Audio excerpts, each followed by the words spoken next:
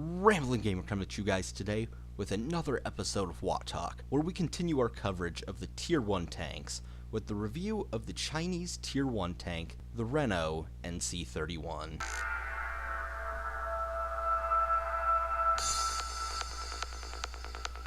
The NC-31 is quite an upgrade from the French FT.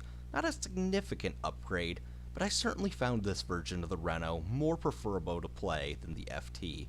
As always, let's jump right into the bad. While faster than the FT, the NC-31 is still slow, and because of this you're going to want to avoid taking long routes. Either take shorter routes or move to routes where you can wait and ambush faster enemy tanks.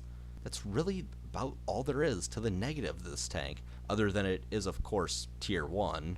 Other than being a little slow, it is pretty solid for a Tier 1 tank, but really lacks anything to make it heavily stand out. Hopping over to the good now, not standing out isn't necessarily a bad thing. Overall, this tank may be the single most well-rounded of the Tier 1 tanks, and thus will probably be one that most new players will latch onto the fastest. Like its French counterpart, this tank's final weapon has a great rate of fire and penetration for its tier, though it sacrifices aim time to gain quite a bit more damage. And that's a trade I'm damn well willing to take. Like the FT, it has a above average signal range for its tier, and also like the FT, its armor is pretty average.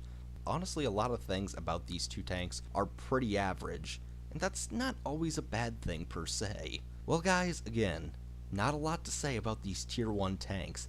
They're not the most exciting things to cover, but thankfully there aren't a ton of them, and very soon we will be getting into Tier 2 tanks, where things start getting quite a bit more interesting. As always, this has been Ramblin' Gamer with W.o.T Talk. Until next time, watch out for bears.